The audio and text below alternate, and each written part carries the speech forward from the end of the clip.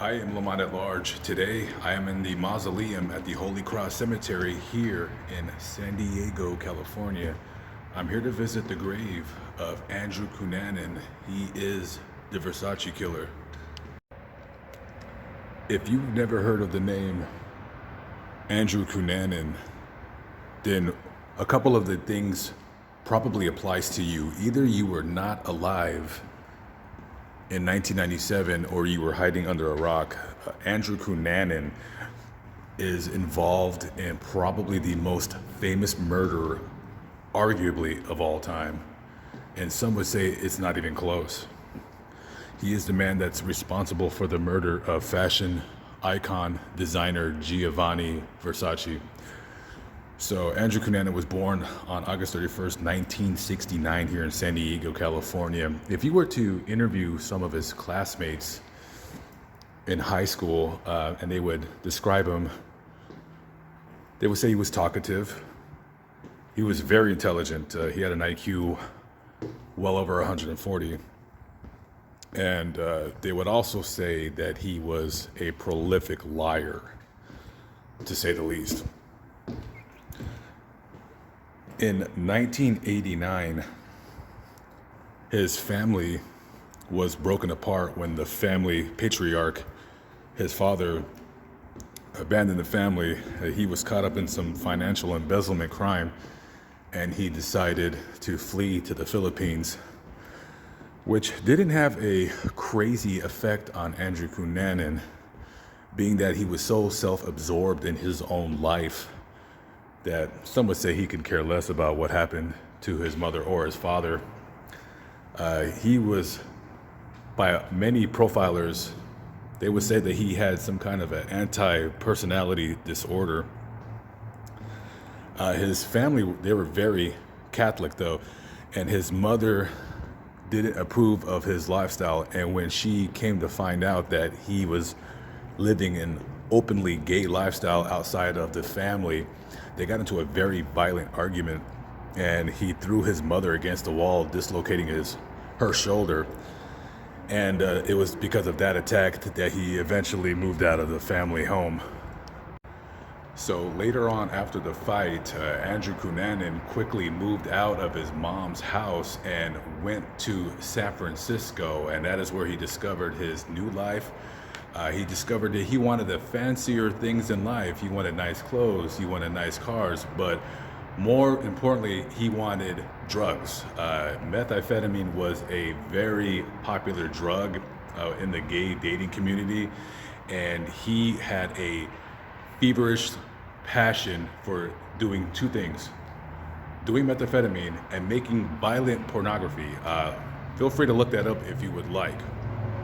And he was also known for being somewhat of a playboy. He would often date older gay men because they have lives that can fulfill whatever fantasy that he wants when it comes to being taken care of.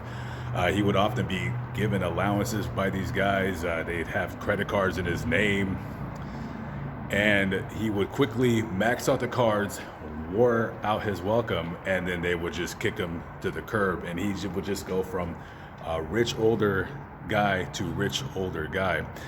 There is a rumor online that I cannot verify, and that is in 1990, I believe it was October, Giovanni Versace was in town to be fitted for a costume that he designed for a play, and there claims that Andrew Cunanan actually met him at this time. Now, the family has said that this is not true, that Giovanni Versace at that time did not meet Andrew Cunanan.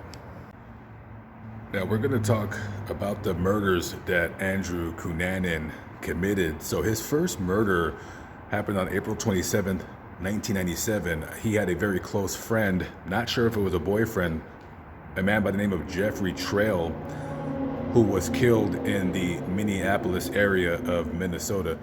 Now, according to eyewitnesses, there was also another friend who the murder might have been committed in front of, and that is a man by the name of David Madison. FBI agents theorized that Andrew killed Jeffrey in front of David. Now, the family says that David had nothing to do with the murder and that quite possibly he was being held against his will, because you had people, neighbors, who were seeing after the murder of Jeffrey, that they would see Andrew going out to eat with David, walking the dog in the neighborhood. Well, David ended up being the second victim. He was killed with a 40 caliber P100 9mm handgun that was stolen from Jeffrey Trail. So now you have Andrew Cunanan responsible for 2 murders. And this is when the police realize that their prime suspect is Andrew Cunanan. This is when he comes on the radar and becomes quite famous in his own right in the Minneapolis area, which would quickly grow nationwide. This next murder that Andrew Cunanan did would propel him into national media stardom, if you will. So there was a real estate developer, a very famous man in Chicago by the name of Lee Miglin. And it is not clear how Andrew Cunanan and him met. Lee Miglin's family claims that they had no recollection of Lee ever meeting Andrew, and they don't know how they would have possibly met. But he was found dead in his home. His head was wrapped in duct tape. He was stabbed 20 times with a screwdriver, and his throat was slit with a hacksaw. Now, after crime scene investigators processed the scene, it was quickly apparent that Andrew Cunanan was responsible for this murder. And if you ask the FBI profilers, they'll say that it was quite apparent at the crime scene that him and Andrew Cunanan knew each other quite intimately, because this was no random killing. You're not gonna find a guy who's gonna do all of this work and go through all this length of trouble to kill somebody. It's gonna be quick and easy, so to speak. But again, the mystery surrounds how he knew Lee. But of course, now we have a serial killer on our hands. We have a man who is going around the country, almost in a sense, now randomly killing people. After Andrew Cunanan killed Lee Miglin, he fled in his car and left the car that he stole from David Madison after his murder, which was a red Jeep. That's how, when police processed the crime scene, Andrew Cunanan, of course, became the #1 suspect in his murder. Now, you had the news media outlets had an all-points bulletin on Andrew Cunanan, and for that time period in the summer of 1997, you could not avoid seeing Andrew Cunanan's face. However, what a lot of people knew and they were anticipating was that he was almost, in a sense, a master of disguise. A lot of his friends could say that he would just change the way he looked, depending on whatever was in fashion at the time. He could grow a mustache, he could grow a beard, he could shave it, he could do this, he could do that. So he, in a sense, was quite the chameleon, and this was not going to be an easy task to catch this guy. After the murder of Lee Miglin, Andrew Cunanan starts driving his car heading east. Now, there was a car phone in the vehicle at the time, and FBI agents were able to somewhat trace the calls, and the last known activated call that the cell phone produced was in New Jersey, and then that's where his trail disappears until the next murder, which occurred on May 9th of 1997, about 5 days after he killed Mr. Miglin. Somehow, some which way, nobody really knows, but the FBI guessed that this was just nothing but a random murder, that he runs into 45-year-old cemetery caretaker William Reese, kills him simply to take his vehicle. That is it. William Reese's wife was worried that her husband was not answering the phone. She goes to the cemetery to see where he's at, notices music playing in the office, and gets a very bad feeling. She calls the police. The police arrive, go into the office, and they find him dead of gunshot wounds. The same caliber, same weapon that was used to kill Jeffrey Trail. And of course, Mr. Madison, and they find Lee Miglin's car at the scene at the cemetery, and they notice that Williams' 1995 red Chevy pickup is missing. Folks, we're looking for a serial killer now.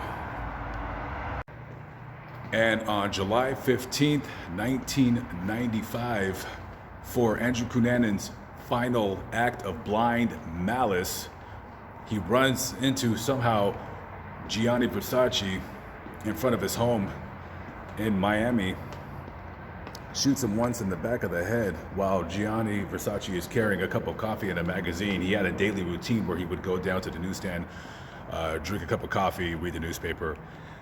He shoots him once in the back of the head and then shoots him in the face. And of course, people are saying, could this possibly be the work of Andrew Cunanan? And unfortunately, it was. And amazingly enough, the man of mystery, the man of disguise, is the most famous person in the whole country at that time. And amazingly enough, he can say from the grave that he was never caught, because 2 weeks later, on July 27th, 1997, with the FBI and local jurisdictions in and around Miami, Fort Lauderdale area, somehow corner Andrew Cunanan into a boathouse yacht dock area, and a worker there heard a gunshot, calls the police. They come, and there they find him dead, a self-inflicted gunshot wound to the head. So without further ado, the man of the hour himself, Andrew Cunanan, we're going to go see his grave.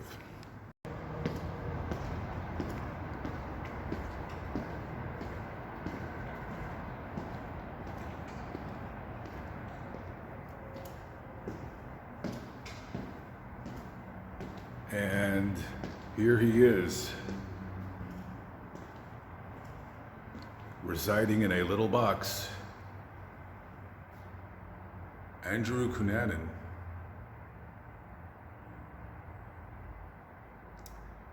I dare anybody to tell me a man that was more famous in the summer of 1997 for the period of about 3 weeks, from end of June to the end of July, at least the middle of June. Think of one guy and you won't be able to think of anybody. The killer, the Versace killer. An absolute psychopath took away one of the world's greatest fashion designers and icons, Giovanni Versace.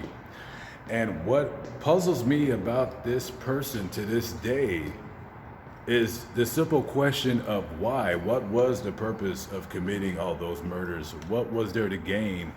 What happened in your life to possess you to do these dastardly things? Did he really meet Giovanni Versace in October of 1990 in the San Francisco Bay Area?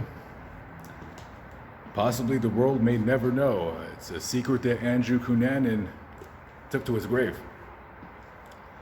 Anyways, live but not live, but still alive by the grace of God. I am Lamont at large. I am at the Holy Cross Cemetery in this beautiful mausoleum. Thank you for watching. I'll catch up with you on the next vlog. Peace out.